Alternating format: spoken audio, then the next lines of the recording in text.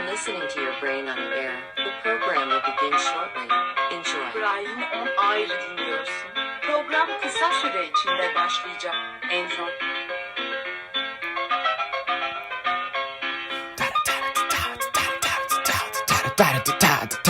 Good afternoon, everyone. Welcome back to Your Brain on Air. I am your host, Ollie Vogt Larson, and praise be to Allah. Let's see, ladies and gentlemen, collectively, if this is Iran's last day on Earth, as was issued by President Trump.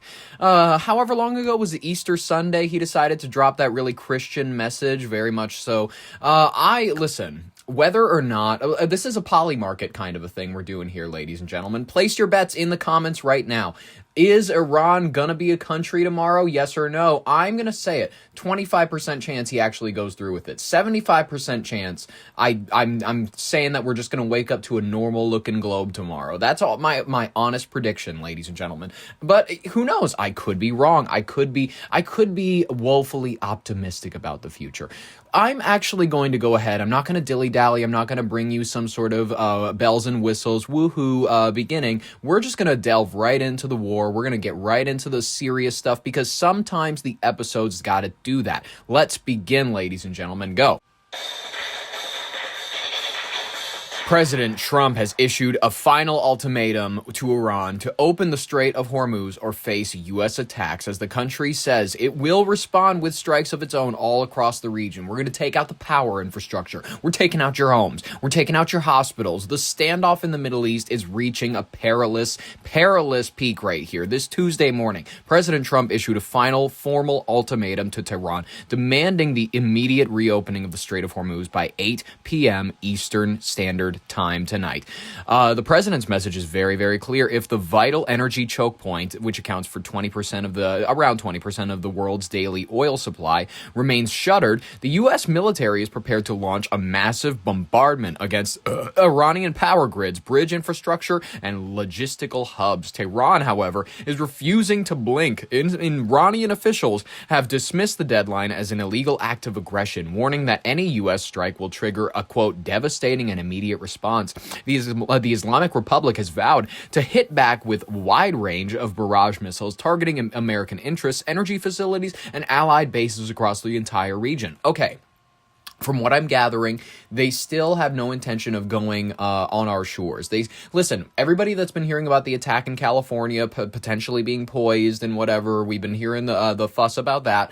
I doubt it's going to happen. I doubt they're going to take the war to any meaningful ground on our shores because they realize that would be going a tish too far. The moment that you attack, say, San Francisco, I think that Americans just get a different taste for war in their mouth. The international mediators like Turkey and Pakistan, they're scrambling to keep up a 45-day ceasefire proposal on the table. The rhetoric from both capitals is suggesting that the window for peaceful revolutions is rapidly closing. Let's get a clip from ABC News. A little bit of comments from President Trump to, listen, in moments like this, it is up to the president to calm while also ease the nation. Hey, I understand you may have your concerns, but listen, you are in the hands of how should I place it with my words? You are in the hands of a divine, in judgment, a very careful, minded figure. That is what we want to look for in a leader. And we want to find someone who's even keeled,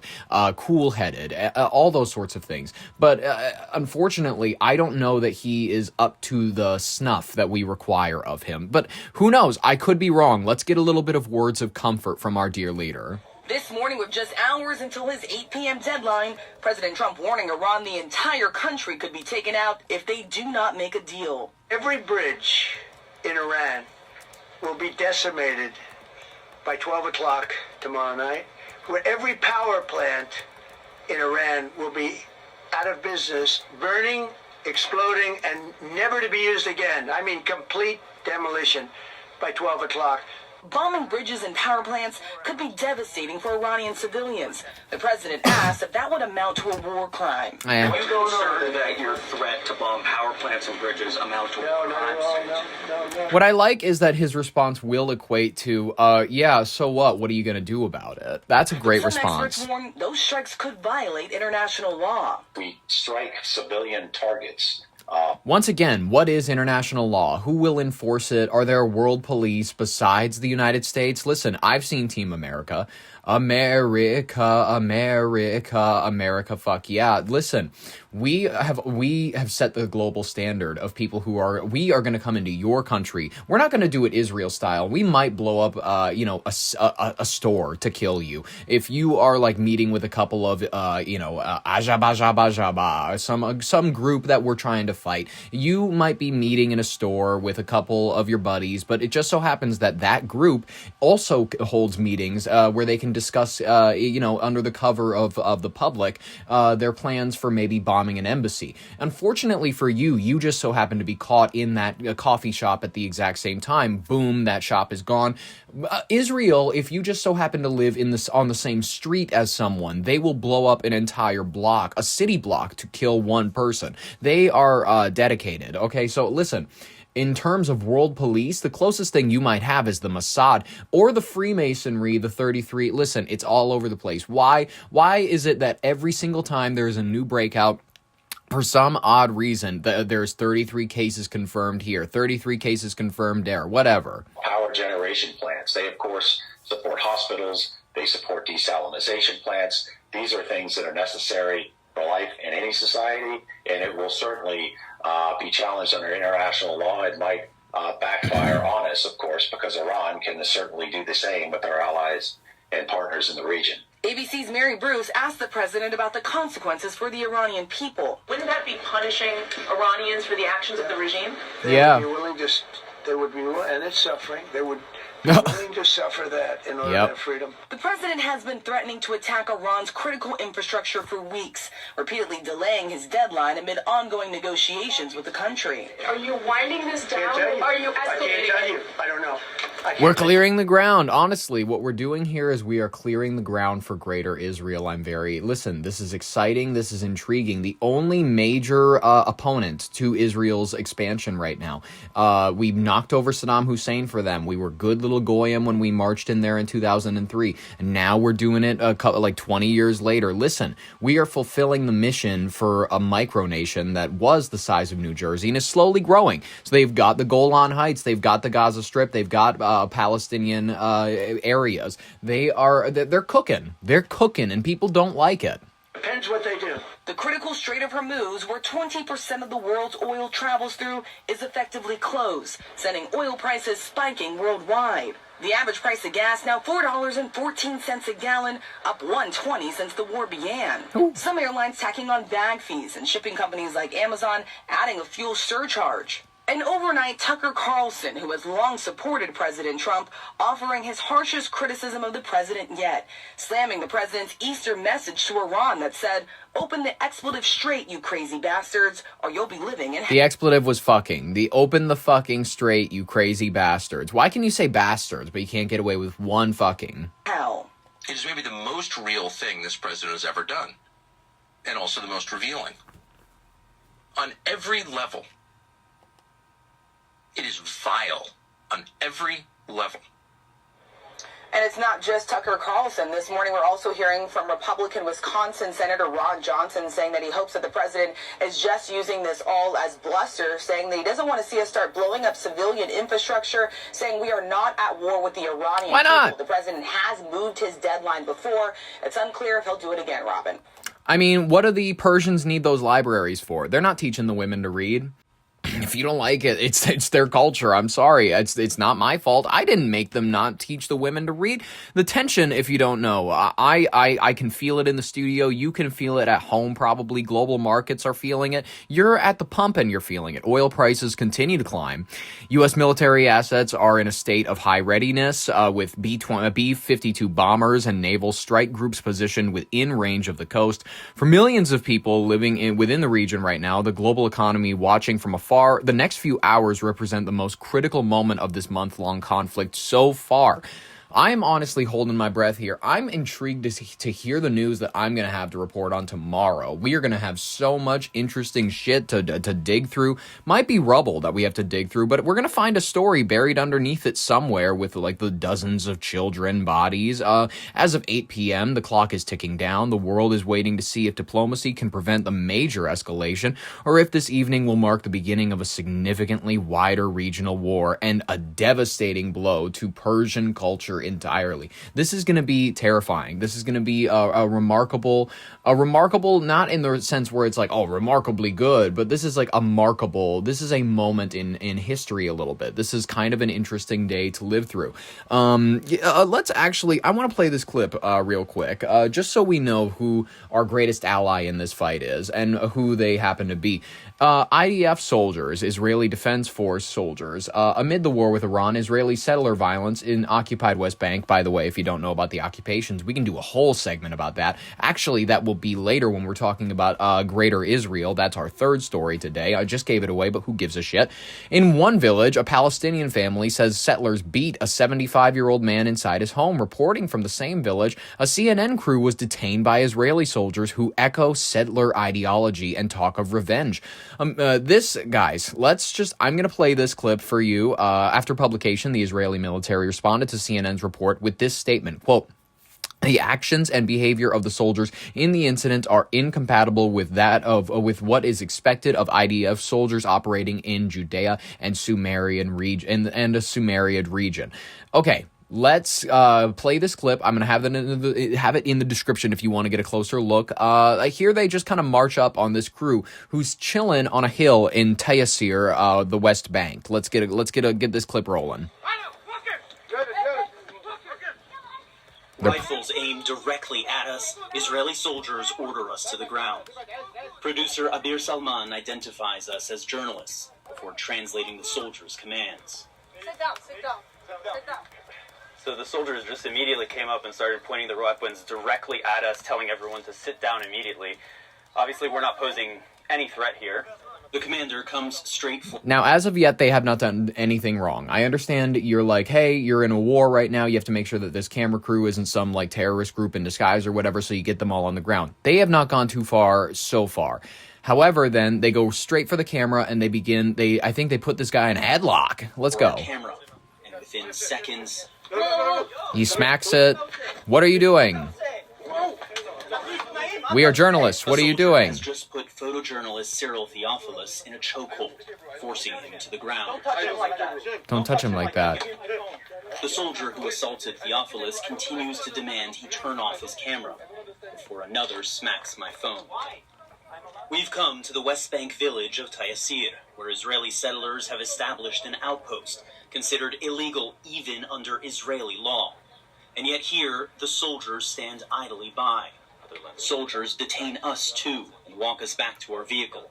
They say they're trying to establish order between settlers and Palestinians.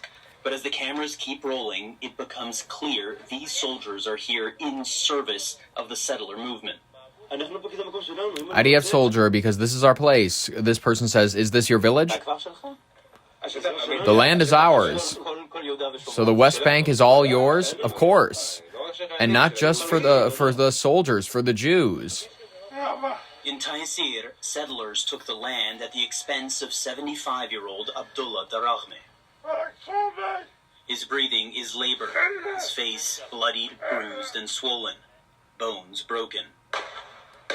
His family and multiple eyewitnesses say the settlers stormed into his home in the middle of the night and beat him to a pulp. I didn't expect this, Abdullah's son says. This is not normal. Absolutely wild. Crazy, honestly. Palestinian people are also alleging sexual assault by Israeli settlers, very interestingly enough. Just to add to the list of crimes that we're seeing from the settler program, dozens of masked Israeli settlers, quote, grabbed Kasi Abu al-Kabesh, I'm trying my best here, guys, in the middle of the night, bound him by his hands and legs, and stripped him. He says they then zip-tied his genitals and paraded him through the community while beating him. Israeli settlers have increasingly used violence against against Palestinians in a bid to drive them from their homes in the occupied West Bank. This is just facts. If you want, you can look it up.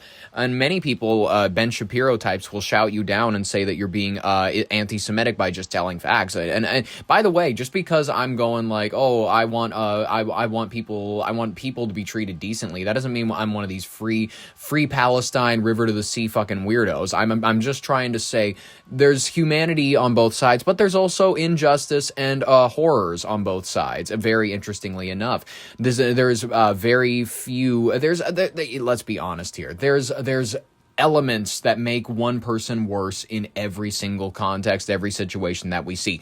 We're just looking at it from a 4,000-foot, whatever, eagle eye perspective. But sexual assault, if you don't know, it appears to be a new weapon in the settlers' arsenal of intimidation. Pointing to the troubling new level of violence, Israeli authorities are investigating the alleged assault, and settlers allege theft of hundreds of Abu al-Kabesh's sheep.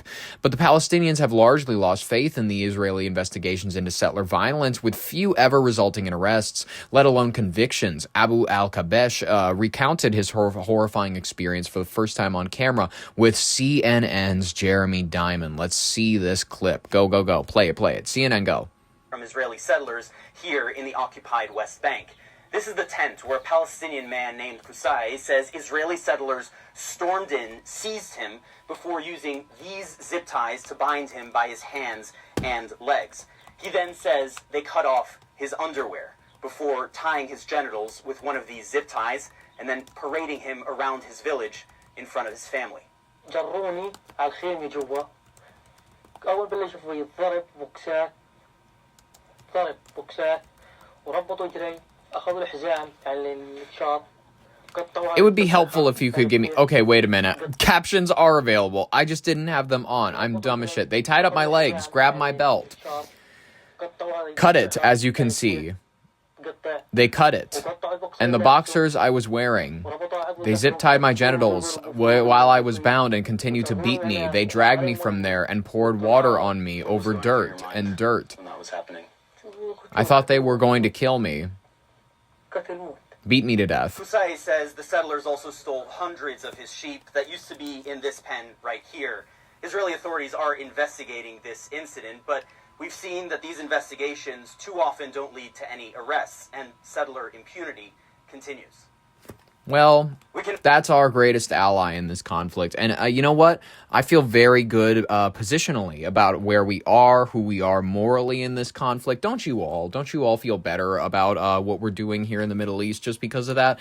Let's actually shift focus from the Middle East. Let's shift focus to California, ladies and gentlemen. I want to cover high-speed rail, how I think this is an exemplary piece of information. Listen, the reason that high-speed rail works in certain other countries is because they have communist leanings, like certain like China. Their high-speed rail systems are some of the best in the world. China, high-speed rail systems.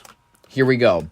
They have the world's largest high-speed railway network, as long as over 50,000 kilometers, 31,069 miles, capable of accommodating high-speed trains running at 250 to 350 kilometers an hour. That's about 186 to 217 miles per hour. The present high-speed railway network mainly consists of 4 north-south, 4 east-west trunk railways. Interestingly, this is something that we in the United States will never have, because listen, when it comes to organizing our our resources, we are not nearly as good at that when it comes to China. We cannot compare, quite frankly, because when it comes to all of China, it's state-owned. State-owned, the land belongs to the state. Listen, not to say that the United States is necessarily run too terribly different. You still have to pay your property taxes. The Fed still exists, all this jazz. But what I'm trying to say is that when it comes to unionizing our dollars, we're generally pretty bad at making giant tasks like this work, or giant infrastructure bills like this work, because we're not the most 30 years ahead, this might look great minded people. But also, we don't have the ingenuity that many of those other countries have on display when it comes to and I'm not saying we're not nearly as smart when it comes to ingenuity. I mean, we're not as good at collectivizing it. We're good at doing it in times of crisis, like pandemics, war, when we feel like we're under threat, when we feel like we need to compete with other nations. We're great at displaying our integrity, our intelligence. Then otherwise, though, we like to. America is a place of leisure. We have more service positions in our economy, like percentage-wise, than most other similarly sized economies. What I'm trying to say here is that we are so much more focused on the leisure of the world, and China is much more focused on the what is going to get us dialed into the next century. Do they die at younger ages, possibly? And do they have like underground organ transplant things where they make people disappear in vans in the middle of Beijing just so that some 86-year-old Chinese guy who smoked his entire life can get a new set of lungs? Yes, they do this all the time. And China is a dystopian hellscape that's very similar to like a cyberpunk nightmare. But we are trying to not emulate that as best we can. But we're on a path to where we will never emulate it. And that's both a very terrifying thing and a very comforting thing.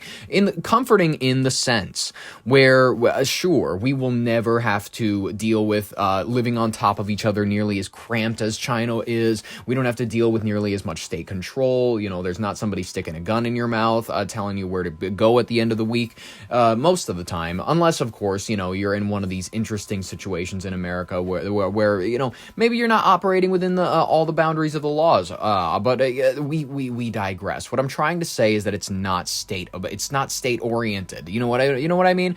Let's get honest here. It's also a little scary because that means that we will be left in the dust materially when it comes to chip creation. They've got us layer after layer on that. When it comes to certain madly important lanes of technology, we're going to be a little further behind than we'd like to be because we don't coalesce as nicely or as efficiently, I'm going to say efficiently, as a communist system would. Because communism, while it has mostly downsides, the one very few things that it actually gets effective and does well is that it's able to get things moving despite whether or not the components inside of it, the people, want to move. It's able to get them to.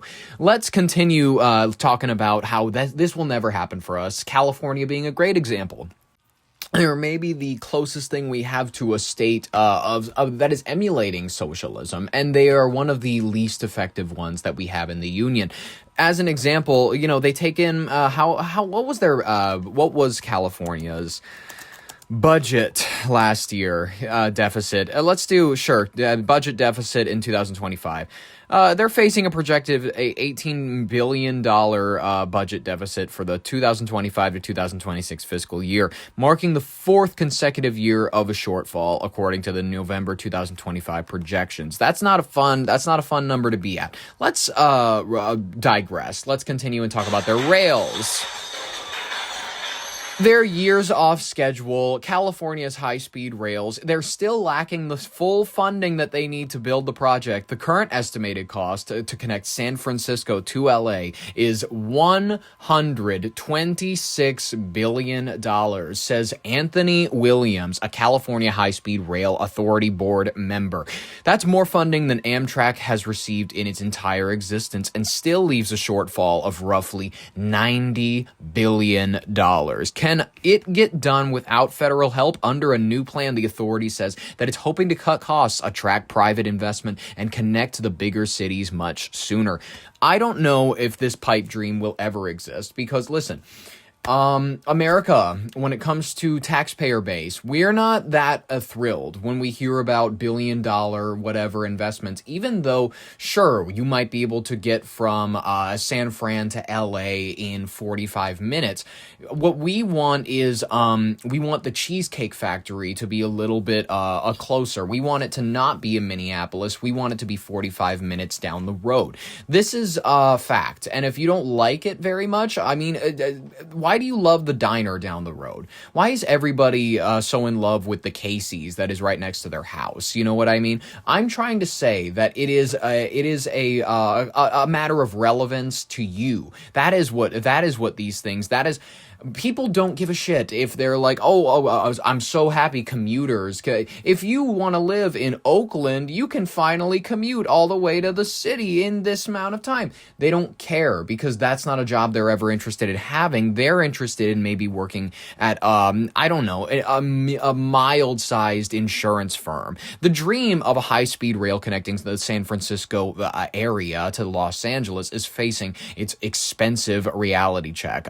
In the 60 Minutes interview that aired this past Sunday, California High-Speed Rail Authority board member Anthony Williams confirmed that the total price tag for the project has ballooned to a staggering $126 billion. This is nearly 4 times the original costs to voters back in 2008, and Williams has noted more money than Amtrak has received in its entire 55-year history. Even with billions already spent, the project is currently facing a massive $90 billion funding gap, leaving the bullet train stuck in a financial station. The timing of this budget spike coincides with a complete freeze in federal support. The Trump administration recently terminated over $4 billion in previously awarded grants, with the Transportation Secretary Sean Duffy labeling the project as a quintessential example of government waste and a train to nowhere. I mean, not a bad take.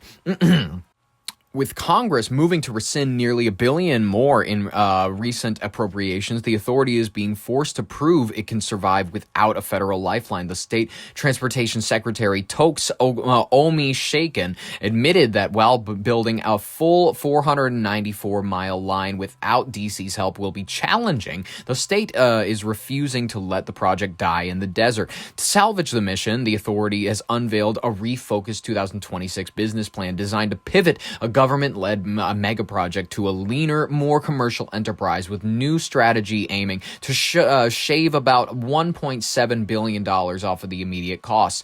So that's going to be so helpful. It'll only cost $124 billion at that point. They're prioritizing a 171-mile launch platform in the Central Valley between Merced and Bakersfield. Merced, I'm just going to assume that that's how you pronounce it, MERCED.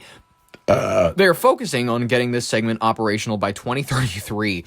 Officials hope to demonstrate a proof of concept that can finally attract private sector investors and real estate developers. Let's look a little bit at this clip from Tokes Omi Shaken. He is not, as I originally believed, to be Asian. He is African American, I believe. Or as I'm going to be honest with you, most of the people I've talked to of said race, they would actually not prefer the term African American. I've heard many of them say black is fine. Just as white people, they hear the term Caucasian and go, I mean, that just feels a little too fancy for the table we're sitting at. To be clear, as we speak right now, are the funds there to complete LA to San Francisco? The entire amount of money we need, not there today.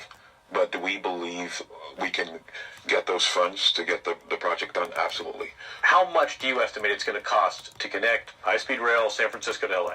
Today, we estimate with the right optimization, just over $125 billion. I think $126 billion is the current estimate for that.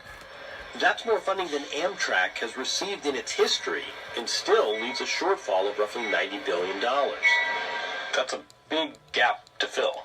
It is a big gap to fill, but again, we have an understanding of how to get there and to fill that gap. Do you? A gap the authority hopes to fill with a new plan to cut costs, lure private investment, and connect to bigger cities much sooner. Okay. Yeah, sure. Okay, despite the new plan, skepticism on the ground is still remaining high. Shocker! Critics are pointing out that while dozens of bridges and structures have been completed, not a single mile of actual track has been laid as of April 2026. For many Californians, the project has become a symbol of a bait-and-switch politic, classic, you know what I mean? As promised in the 2020s completion date, now slipping towards the 2038 for a full San Fran to LA run, whether the authority can successfully court private billions while fighting a hostile federal government remains the ultimate $90 billion question for future American transit. Let's hear Representative Vince Fong. He is a Republican, Asian American. Very curious. You can't even say that he's a racist one because he's Asian. I think that the California high-speed rail nightmare is probably quintessential example of government waste and mismanagement. You say this needs to stop. Needs to stop. Congressman Vince Fong, a Republican from Bakersfield, sits on the House Transportation Committee. He says that when California voters first approved high-speed rail, the promise and price tag were more marketing campaign than realistic projection. We're now in 2026. There are no trains. There's no track laid. There's a complete bait and switch. If I vote for a mansion in Malibu by next year and someone says, actually, you know what, in 5 years we're going to have a doghouse in Modesto, how do things go so off the rails? The business plan that was put out in 2008 was very theoretical. This is what we think is going to happen, and it became very clear that they didn't have the specifics worked out. I think. Well, that's just, what do you expect? That California is going to invest in something that will make the population's life meaningfully better? I mean, folks, that's like expecting your government to be effective and also trying to save you money at the same exact time. It's impossible. Ladies and gentlemen, let's move to the rapid fire section of today's headlines. There's a lot of stuff you need to know about to keep your media diet healthy. A lot of things that are aching the heart and soul of this nation. For example, it is a right to know how to swim. Many people don't know how to swim. I, for example, didn't learn how to swim until I was maybe like 10. It took a while. I'm going to be honest with you. I understand that babies are born learning how to swim. For some reason, I just took a minute to learn that it's like, oh shoot, you have to move quite a bit more than you do on land. I guess for some reason it took my brain a minute to figure that out. What I'm trying to say is that for some odd reason, 54% of Latino Americans don't know how to swim, according to this recent study. 36% of Caucasians don't know how to swim. Did you know this? And by the way, 60% of Black Americans don't know how to swim. This is according to recent studies. This is according to NC State. This is according to this gentleman, this black gentleman right here, wearing a nice NC State shirt. He's, I believe, teaching people how to swim because apparently this is a national crisis. And I understand, listen here. It's possible that that maybe we are losing the ability to swim as a populace because there's no goddamn lakes that have any ability for you to swim in them anymore. Every lake that you go to, it has zebra mussels. Every lake has like no fish anymore. The oxygen levels are low. They have no, you can see that there's no, what's it called? Any, not coral. What the fuck am I saying? Any weeds on the bottom. It's completely the lake. You can tell the fauna is just dying out and everything. The algae is not covering anything. It's literally it's just a dead lake. It's dying out. And there's no life that's being able to be sustained by it. Rivers, you can't eat any of the fish out of anymore. For some reason, everything around us just became sick and gross. And for an odd reason, we're fine with it. We're like, oh yeah, you can't drink from streams anymore. You can't boil water. It's not even safe after that. You can't filter it with a life straw. You can't pick fish from a creek and expect to eat it, even if you're in the depths of Montana. For some odd reason, we accepted at a certain point, I believe it was like the late 90s, early 2000s, that maybe getting in the water is just kind of a bad idea. And then eventually we all lost our families' lakes, like zebra mussels got there, the invasive species got there, and then everything is dying. Everything's dying out. Life is unfortunate. You know what I mean? You get to see birds, you get to see the occasional, there used to be crawfish in every other lake. They're all dead now. It's unfortunate, but this is just a fact of nature, fact of life that we're all dealing with. Isn't it cool that everything feels like it's coming to a head? But then again, that's how every person in history felt. You know what I mean? Every person in history felt like, oh yeah, maybe we're coming to the end, guys. Maybe this will be the eventual century where we call it quits. But who knows? Who knows? Let's focus on the fact that Americans apparently don't know how to swim, and that this is enough of an emergency to demand a few minutes of our time. 60% of Black Americans don't know how to swim.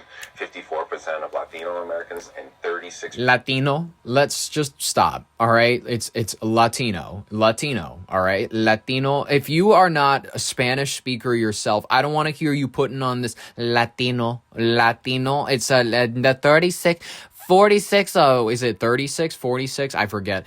46% of Americans don't know, not American, Latino Americans don't know how to swim. You better pronounce that whole sentence like that. 60% of Black Americans don't know how to swim. 54% of Latino Americans, and 36% of Caucasians don't know how to swim. We are not built for water. We can respect water, but you can learn to swim. What are some of the cultural barriers? The University of UNLV and Memphis did a study, and there were three major factors. Number one was fear. When it comes to any age, they themselves have had a traumatic incident near the water. They fear it. They stay away. The second was parental backing. And so this is where we talk about the generational curses. We're talking about grandparents, parents, guardians sitting back saying, don't go near that water, and they treat water like fire, hot, stay away, don't be near it. And in large part it's because they themselves don't feel like they can save. And so we're really working to try to break some of these curses. But the number three was, of course, ladies, black ladies with their hair. I get it. Listen, first off, we have a solution. Ladies, take one summer. Okay. Put your hair in braids. Okay. Learn to swim Okay. because it is a life skill. It is a right to know how to swim, not a privilege. It is a right. So when you learn to swim, you never forget ever again. It's like riding a bike. So take one summer, save your life, and then you can do whatever you want with your hair. Trust me, I got a black mama. I know you pay money for that hair. I get it, ladies. I get it. And time. And time. Trust me, because I sat in the beauty shop with my mom. I know the time, too. I get it. He's really appealing to the black Americans. How many of U.S. females are black? Let's find out. As of 2023, approximately 21.1 million black women are in the United States, representing 52% of the total black population. Black women constitute roughly 6.2% of the total U.S. population. Interesting. That is curious. 6.2% of the population really is feeling heard by this. And then for the guys, wearing small suits. It's a physical appearance type thing. The third reason is really physical appearance. And of course, we have brands out there. And even men who aren't comfortable in the bathing suits? Yes, a lot of it is that. That's a barrier. That's a big barrier for men, from the men's side. And there are definitely different choices out there that you can choose from. But there are solutions. But like Miss Peggy Marie said, it's the choice. You're choosing to put this obstacle out there. Right. Yeah, I think it's all truth. It's all those statistics and all those reasons are valid. And they're valid to how that person feels. What? What are we talking about? I thought this was about how you don't want bitches to drown. Okay, I guess it's deeply important. It's a right. You gotta know your cultural heritage to swim. I mean, I understand if you're appealing to the Latinos to swim. I get it. In the Latino blood, it's that they love the water. My grandma used to talk about how she used to go near the river and all that sort of stuff. It was very fun for her. But and then the Cubans, they have the swim all the way to Miami. That's the fun thing about the swimming is it's in the Latino blood. I have not met very many African Americans. Excuse me, I did it again. Black Americans, where they have been very distinct on the need to swim. I'm going to be honest with you. I haven't met very many black people who know how to swim. And I'm not saying that this is a good thing. I'm saying we need to fight this. We culturally, the Americans as a people, we owe it to the black American to help him learn how to swim. The next time you see someone who is of the African American descent, as maybe the more culturally aware and appropriate want to call it, and then maybe you can be the first person to offer them a business card for the local, what's it called? Like the community center with a pool. And you can be like, hey, there's lessons on Tuesdays. I'll even go with you. That is what you as a white American, you as the whitey listening to this podcast, you owe your black brothers and sisters one free swimming lesson. It's because it's cultural, ladies and gentlemen. Apparently 60%, and compared to the 34% of Caucasian Americans, white honkies be hogging the ability to swim. And I'm just saying it, you owe it to the black brothers and sisters to teach them how to swim.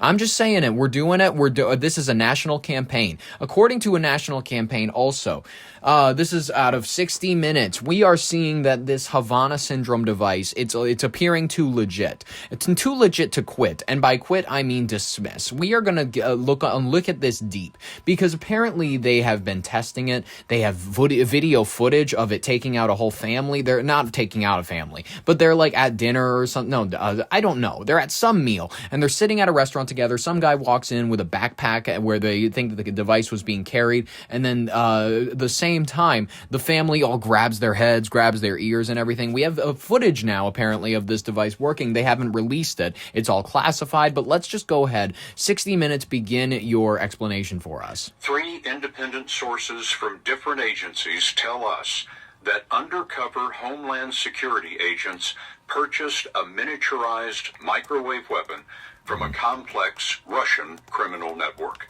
It's classified, we didn't see it, but it has been described to us. We are told it doesn't look anything like a gun. It's designed to be concealed and small enough to be carried by a person. It is silent and doesn't create heat like a microwave oven. Our sources say the device is programmable for different scenarios and can be operated by remote control. This is how, by the way, when you were hanging out at your cousin's house, like for Christmas and some shit, this is how they were describing the new Nerf gun that they heard was going to be at Christmas this year. They were like, holy man, I heard that it has a rotation on it. I heard that it can carry strips of 100 bullets. This thing, we are dealing with artillery that we might not have seen at any other Christmas. Remote control. The range of the beam is several hundred feet. It can penetrate windows and drywall. The vital components were made in Russia. Our sources say the key is not the hardware, but the software. The programming shapes a unique electromagnetic wave that rises and falls abruptly and pulses rapidly. Pulsed microwave radiation. Just what Dr. David I love how he Relman's just interrupts this guy. investigations predicted. He wouldn't talk about classified information in our interview, but his research found that Russian scientists had been perfecting the concept for decades. And what the Russians spoke about was the importance of the energy being pulsed in order to have biological effects on humans. When you produce pulses like this, you can actually stimulate electrically active tissue like brain tissue, and the heart for that matter, mimicking what the brain normally does, but now you're driving it with your pulses from the outside. An ideal stealth weapon. Ideal. Because literally, the person feels as if this is in my head. Our confidential sources tell us the still classified weapon has been tested in a U.S. military lab for more than a year. Tests on rats and sheep show injuries consistent with those seen in humans. Also, as a separate part of the investigation, security camera videos have been collected that show Americans being hit. The videos are classified, but they were described to us. In one, a camera in a restaurant in Istanbul captured 2 FBI agents on vacation sitting at a table with their families. A man with a backpack walks in, and suddenly, everyone at the table grabs their head as if in pain. Our sources say another video comes from a stairwell in the U.S. Embassy in Vienna. The stairs lead to a secure facility. In the video, 2 people on the stairs suddenly collapse. 3 independent sources. Okay, that is curious to me. That at least, okay. They're willing to admit that this technology is real. That means that this must be like 50 years old at this point. That must mean we've had this for the longest time. They've just not wanted to tell nobody about it. That's perfectly fine. I'm saying that maybe they're going to start using this in the police force. They're going to find a way to patent the technology to where they're going to say, well, it's not giving people heart attacks. It's like just, it's disturbing the membrane around the heart to like make them a little less able to fight back. And then they're going to say, they're going to warrant this being used in like vans. They're going to say, oh yeah, we park those vans outside of people's homes to monitor their not their behavior, but like people on parole, all that sort of stuff. Meanwhile, they have someone that's been maybe tweeting things that they don't like, and then they point the gun at that person's apartment. Boom, they're not a problem for their police force anymore. Let's talk about something else. Let's talk about Israel having again used white phosphorus against and over residential areas over the south of Lebanon. Human rights watchers are saying that this is uncalled for. What is the weapon white phosphorus? Let's talk about the white phosphorus and what it is. White phosphorus.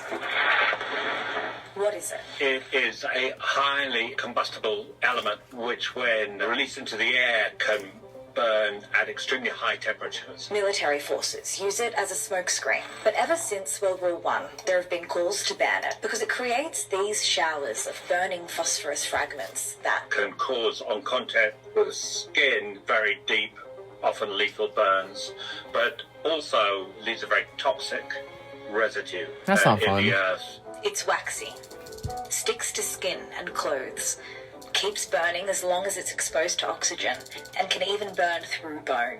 It's an indiscriminate weapon. Most human rights activists and experts would say that it's very, very hard to make a defense of using white phosphorus in a built-up area. There have been recent reports of Israeli forces using it in residential areas in the south of Lebanon. Israel says they can't comment on the claim, and it's not the first time. Human Rights Watch verified white phosphorus used by Israeli forces in these Lebanese border villages between 2023 and 2024.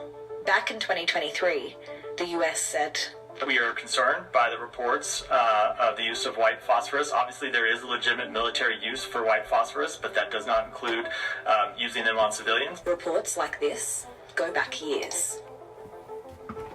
Now, white phosphorus isn't covered by international conventions on chemical weapons, but it is considered an... You know what this is giving? Wildfire. We found wildfire. This is based off of Greek fire, as we know if you know a little bit of history. This is like that stuff where you just dump it in the harbor, and then you're going to spark it up, and then you're going to watch ships burn up. It's going to be beautiful. Incendiary weapon, which are banned from being used in civilian areas under this convention, although Israel has not signed it. It's clearly of course an intention to clear that area between the northern Israeli border and the Litani River. הליטני חייב להיות הגבול החדש שלנו עם מדינת לבנון. The Levani will be the new border of Israel. These kind of weapons are used either in Gaza or in Lebanon. The question remains, what is the purpose? And whether the purpose is, by their use, notwithstanding the legal issues, if the intention is to clear that area and terrify people into leaving permanently. They're probably just going to do it for you.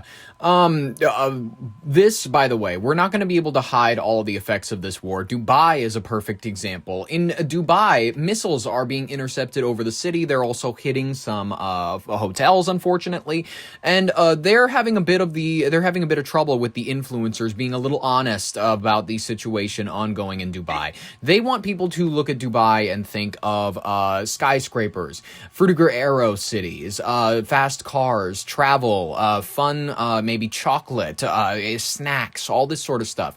And now they are having a PR issue because of all of the killings and the war and things like that. Let's take a look. You can spot what's wrong with these videos from Dubai. Over the beach club is mental in the safest country in the city in the world. That was meters away from us. Look at this.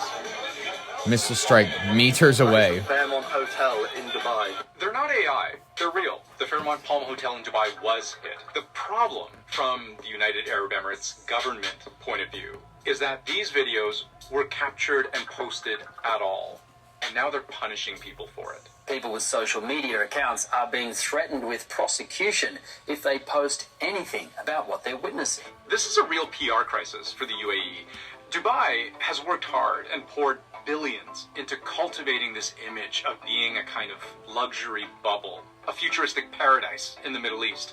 Attracting foreign money and foreigners themselves is how the UAE survives. Almost 90% of its entire population are expats. And influencer culture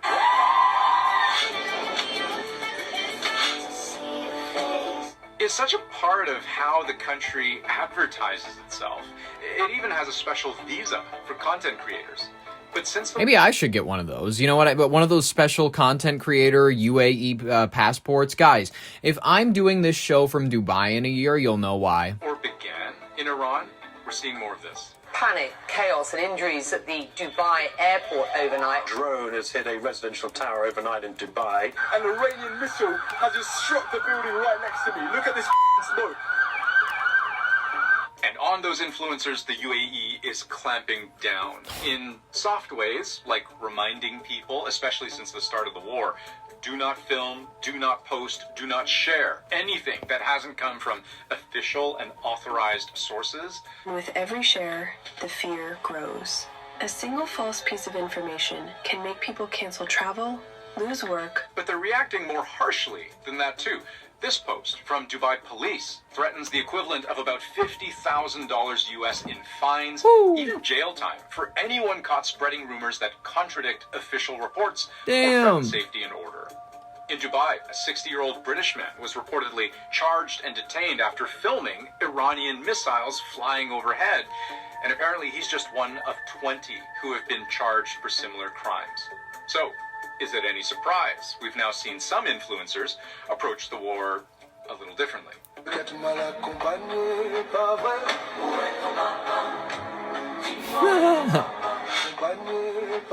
Aren't you scared? You're in Dubai. No, we know who's protecting us. I love it. We know who's protecting us, ladies and gentlemen. Thank goodness to the United Arab Emirates for keeping that beautiful land safe. We are going to move on to our final story of the day. It's going to cover Greater Israel. I want to discuss this because it comes from verses in the Bible. It's now going to unfortunately be the project for the future. And if you don't know about it, it's about time you start learning a bit about it. Let's begin. I want to start with how this concept of Greater Israel has shifted. It's from a long-standing this ideological aspiration that we hear a bit about in Genesis. They are now making this an international security plan. They are going. This is now the plan for the regional war.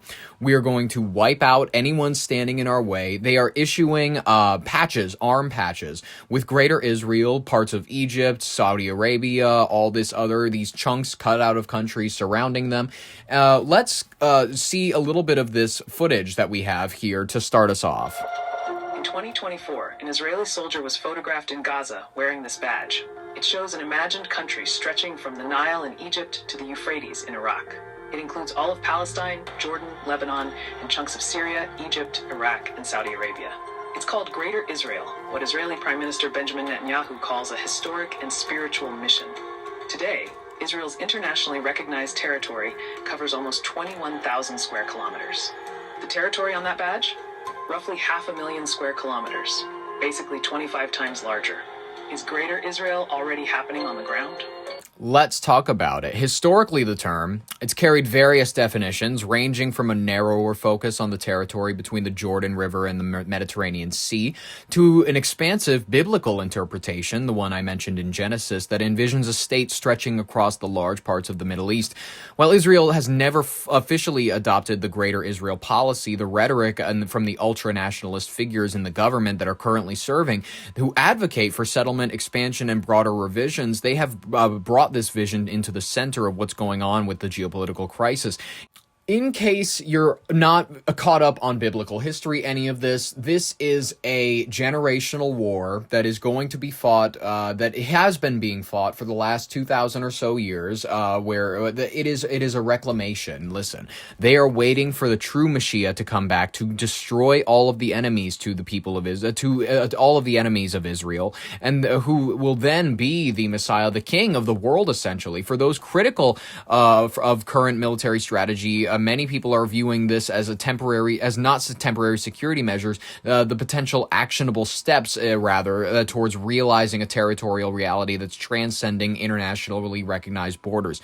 They are talking about the idea that we are going to need to move soldiers not just from Israel, but mostly it's going to be American boots on the ground that are moving forward in these regions. It's going to be little tiny regional conflicts that maybe the IDF is able to snuff out, claiming from this river to this river, this region to this region, toppling this village here and there, moving settlers in. It'll eventually be a gradual expansion to where it'll be one day we wake up and this territorial realization will be a thing. We can't fight A it. smaller version already exists. Israel plus the occupied Palestinian territories plus the Golan Heights taken from Syria, about 27,000 square kilometers, with 800,000 settlers on illegally occupied land. The big version, seen on the badge, would absorb, in whole or in part, land from 7 sovereign nations, where over 120 million people live. Supported by settlers, and given a nod by the U.S. ambassador to Israel, Mike Huckabee. But where did the idea come from? It traces back to Genesis 15:18, where God makes a covenant with Abraham, promising his descendants that land. It is quoted by the founder of modern Zionism, Theodor Herzl, in 1898, as the borders of a future Jewish state. Decades later, the idea became a strategy. In 1982, Oded Yinon, a former Israeli foreign ministry official, published A Strategy for Israel in the 1980s. The article argued that Israel's security required the fragmentation of surrounding Arab states. In 1996, a policy paper for Netanyahu called A Clean Break recommended abandoning the Oslo peace process and weakening Iraq, Syria, and Lebanon. From Herzl to Netanyahu, more than a century apart, there's one trajectory. You don't take the land. You break the states around you until no one can stop you from taking what you want. That pattern is playing out right now. Finance Minister Bezalel Smotrich laid out the strategy in a leaked recording. Do the annexation without calling it annexation. His map claims 82% of the occupied West Bank. He vowed to add 1 million Israeli settlers to Palestinian land. About half of Israelis polled support expanding control over Palestinian territories and pursuing annexation. Support for negotiating 47%. a Palestinian state has collapsed to just 1 in 10. In Gaza, Lebanon, Syria, Iran, the wars of the past 2 years almost all fall within the borders of the Greater Israel map. Many steps are similar: a military operation, a buffer zone, and then outposts, settlements, and annexation.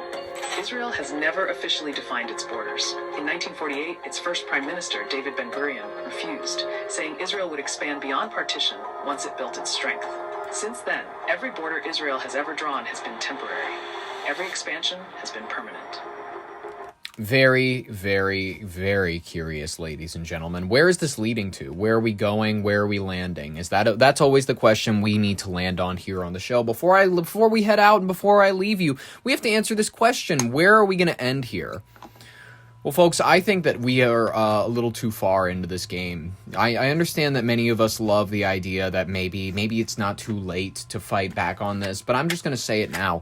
Realistically speaking, the war has been waged, lives have been lost, we can pull back as much as we want now. If any person gets into power and meaningfully tries to question our allegiances to this nation, they're going to be shot in the head. They're going to be dead just like the last one, ladies and gentlemen. And listen, he wasn't even terribly... He did more than any other president as of the last let's call it a few decades. John F. Kennedy, he did more so than any of the last few presidents. And even he still had his moments where he let them slip through the cracks. And he knew about it, unfortunately. I'm just going to be really honest, ladies and gentlemen. I'm not sure that this has a happy ending for anybody involved. For the Palestinians, for the Christians who want to go, well, maybe I want to claim back the Holy Land. I don't know. Maybe we can start moving in the Christian settlements. But folks, I hope that you had a wonderful time listening to these stories. I certainly had a wonderful time gathering them for you. I will be here Wednesday, Thursday, Friday, Wednesday more specifically, to update you as to whether or not Iran is still a country. I'm hoping so, ladies and gentlemen. I'm not hoping for absolute bloodshed, but let's be honest here. It's like I said, it's 25% chance he really goes through with it, and if he does, I'll make some sort of post about it. So if you want any further episodes or any notifications, subscribe, ring the bell for notifications, like if you liked it, all that jazz. In the meantime, I have been Ollie Vogt Larson with your brain on air. Thank you so very much for listening. I'll catch you in the next broadcast, and bye-bye.